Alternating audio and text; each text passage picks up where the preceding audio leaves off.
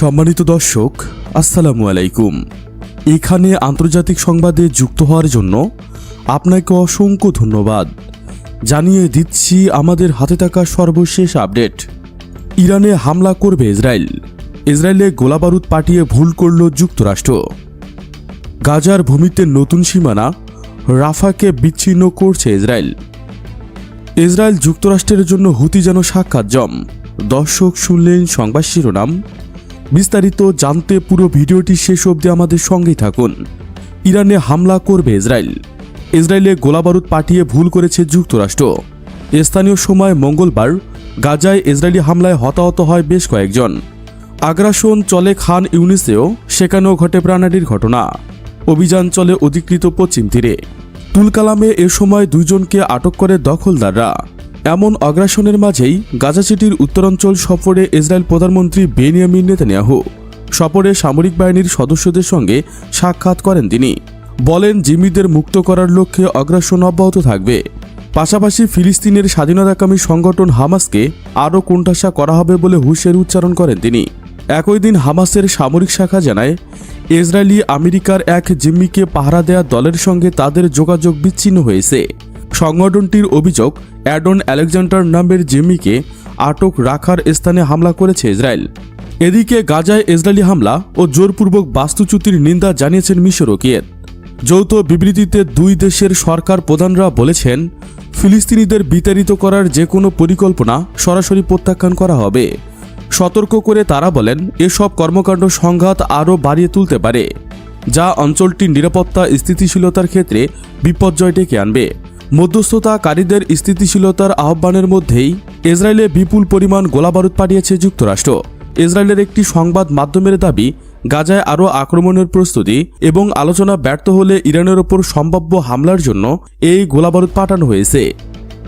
এদিকে গাজার ভূমিতে নতুন সীমানা, রাফাকে বিচ্ছিন্ন করেছে ইসরায়েল। গাজা উপত্যকায় উত্তেজনার পারদ ক্রমশ চড়ছে। ইসরায়েলি সেনাবাহিনী সম্প্রতি মোরা করিডর নামে এক নতুন নিরাপত্তা অঞ্চলের নির্মাণ সম্পূর্ণ করেছে, যা গাজার দক্ষিণ অঞ্চলের রাফা শহরকে বাকি গাজা উপত্যকা থেকে আলাদা করে দিয়েছে। এই ঘটনায় ফিলিস্তিনিদের জন্য নতুন উদ্বেগের কারণ হয়ে দাঁড়িয়েছে, কারণ এটি তাদের জন্য উপলব্ধ খণ্ডকে আরও সংকুচিত করেছে। মোরা করিডর হল গাজা উপত্যকার দক্ষিণ অঞ্চলে ইসরায়েলি সেনাবাহিনী কর্তৃক নির্মিত একটি নিরাপত্তা বাফার জোন। এটি মিশর সীমান্ত থেকে শুরু করে খান ইউনুস পর্যন্ত প্রায় 5 কিলোমিটার দীর্ঘ। এই করিডরের মূল লক্ষ্য হল রাফা শহরকে গাজার অন্যান্য অংশ থেকে বিচ্ছিন্ন করা এবং ইসরায়েলের নিরাপত্তা নিশ্চিত করা। ইসরায়েলের দাবি, এই অঞ্চলটি তাদের জন্য কৌশলগতভাবে গুরুত্বপূর্ণ, কারণ এটি হামাসের গতিবিধি নিয়ন্ত্রণে সহায়ক। ইসরায়েলি সেনাবাহিনী গত সপ্তাহে ঘোষণা করেছেন যে তারা মোরাখ করিডরের নির্মাণ কাজ সম্পূর্ণ করেছে। এই ঘোষণার পর থেকেই ফিলিস্তিন এবং আন্তর্জাতিক সম্প্রদায়ের মধ্যে উত্তেজনা বেড়েছে। রাফা শহরের বসবাসকারী প্রায় 14 লাখ ফিলিস্তিনি এখন আরও সীমিত স্থানে সীমাবদ্ধ হয়ে পড়েছেন। এই করিডরের ফলে তাদের চলাচল, খাদ্য সরবরাহ এবং চিকিৎসা সহায়তা পাওয়ারও কঠিন হয়ে দাঁড়িয়েছে। ইসরায়েলের প্রধানমন্ত্রী বেনিয়ামিন নেতানিয়াহু এই করিডরকে নিরাপত্তার নতুন দিগন্ত হিসেবে অভিহিত করেছেন। তবে ফিলিস্তিনি নেতারা এটিকে গাজার ওপর নতুন দখলদারি বলে সমালোচনা করেছেন। তাদের মতে এটি ফিলিস্তিনিদের জীবনকে আরও দুর্বিষহ করে তুলবে। গাজা উপত্যকা দীর্ঘদিন ধরে ইসরায়েল ফিলিস্তিন সংঘাতের কেন্দ্রবিন্দু। 2005 সালে ইসরায়েল গাজা থেকে তার বসতি সরিয়ে নিলেও এই অঞ্চলের ওপর নিয়ন্ত্রণ বজায় রেখেছে। মোরাখ করিডরের ধারণা নতুন কিছু নয়, এটি পূর্বে গুশ কাতিফ নামে পরিচিত। ইসরায়েলি বসতি অঞ্চলের কাছাকাছি অবস্থিত ছিল। বর্তমানে এই করিডরকে আধুনিক প্রযুক্তি ও সামরিক কৌশলের মাধ্যমে আরও শক্তিশালী করা হয়েছে। ইসরায়েলের দাবি, হামাসের হামলা ঠেকাতে এই ধরনের বাফার জোন প্রয়োজন। অন্যদিকে ফিলিস্তিনিরা বলছেন, এটি তাদের জমি কেড়ে নেওয়ার আরেকটি কৌশল। গত কয়েক মাসে ইসরায়েলি সেনাবাহিনী রাফার আশেপাশে ব্যাপক অভিযান চালিয়েছেন, যার ফলে হাজার হাজার ফিলিস্তিনি বাস্তুচ্যুত হয়েছেন। মোরাখ করিডরের নির্মাণ ফিলিস্তিনিদের জীবনে বড় ধরনের প্রভাব ফেলেছে। রাফা শহর এখন প্রায় 4 দিক থেকে ঘেরাও। এই অঞ্চলে খাদ্য, পানি ও ওষুধের সংকট তীব্র হয়ে পড়েছে। জাতিসংঘের তথ্য অনুযায়ী গাজার 80% বাসিন্দা এখন মানবিক সহায়তার উপর নির্ভরশীল। করিডরের ফলে রাফার সঙ্গে গাজার অন্যান্য অংশের যোগাযোগ বিচ্ছিন্ন হয়েছে, যা ব্যবসা বাণিজ্য এবং দৈনন্দিন জীবনযাত্রাকে আরও জটিল করে তুলেছে। মোরাখ করিডর দিয়ে আন্তর্জাতিক সম্প্রদায়ের মধ্যে মিশ্র প্রতিক্রিয়াও দেখা দিয়েছে। জাতিসংঘ এবং বিভিন্ন মানবাধিকার সংস্থা ফিলিস্তিনিদের জন্য মানবিক সহায়তার পথ সুগম করার আহ্বান জানিয়েছেন। যুক্তরাষ্ট্র এবং ইউরোপীয় ইউনিয়ন ইসরায়েলের নিরাপত্তার পক্ষে কথা বললেও গাজার মানবিক সংকট নিয়ে উদ্বেগ প্রকাশ করেছেন। এদিকে আরব বিশ্ব এই করিডোরকে ফিলিস্তিনি ভূমি দখলের আরেকটি পদক্ষেপ হিসেবে দেখছেন। মোরা করিডোরের পূর্ণ প্রভাব এখনও স্পষ্ট নয়, তবে বিশ্লেষকরা মনে করছেন এটি গাজায় উত্তেজনাকে আরও বাড়িয়ে তুলবে। ইসরায়েলের এই পদক্ষেপ হামাসের সঙ্গে নতুন সংঘাতের সূচনা করতে পারে। একই সঙ্গে ফিলিস্তিনিদের জন্য জীবন আরও কঠিন হয়ে উঠবে। এই অঞ্চলে শান্তি প্রতিষ্ঠার জন্য আন্তর্জাতিক সম্প্রদায়ের হস্তক্ষেপ এখন সময়ের দাবি। মোরাকা করিডোর কেবল একটি ভৌগোলিক সীমানা নয়, এটি গাজার মানুষের জীবন ও ভবিষ্যৎ নিয়ে একটি বড় প্রশ্ন। এদিকে ইসরায়েল যুক্তরাষ্ট্রের জন্য হুতি যেন সাক্ষাৎ জম। একসময় লোহিত সাগর মানে ছিল শান্ত পানি, জাহাজ আর মাঝে মাঝে ডলফিনের উকিঝুঁকি, কিন্তু এখন সেখানে ড্রোন আর ক্ষেপণাস্ত্র ছোড়া হয়। মোট কথা, হুতি স্টাইলে চলে সমুদ্র শাসন। ড্রোন, ব্যালিস্টিক মিসাইল এবং মোবাইল লঞ্চার দিয়ে হুতিরা এমন একটি সামুদ্রিক সাপ হয়ে উঠেছে যা জলপথে বিশাল কুণ্ডুলি পাকিয়ে রেখেছে। নৌযুদ্ধের ধরন বদলে দিয়েছে আমেরিকার বিমানবাহীর রণতরী। এগুলো একদম ছেড়ে দেওয়া কেঁদেবাচি অবস্থা।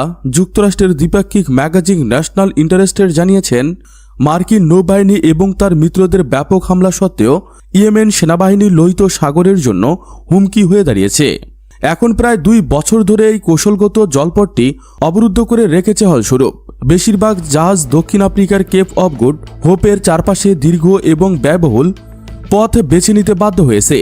নৌযুদ্ধের নতুন যুগ, জাহাজ বিধ্বংসী ক্ষেপণাস্ত্র ব্যবস্থা এবং ড্রোন ইয়েমেনি সেনাবাহিনীকে কৌশলগত পাব আল মান্দা প্রণালী বন্ধ করতে সাহায্য করেছে। এই পুরো অচলাবস্থা আসলে মার্কিন যুক্তরাষ্ট্রের জন্য একেবারে বিপজ্জনক হয়ে উঠেছে। তারাই যতই শক্তিশালী নৌবাহিনী রাখুক না কেন, ইয়েমেনে হুতিদের সঙ্গে এই লড়াইটা একদম নতুন ধাঁচে।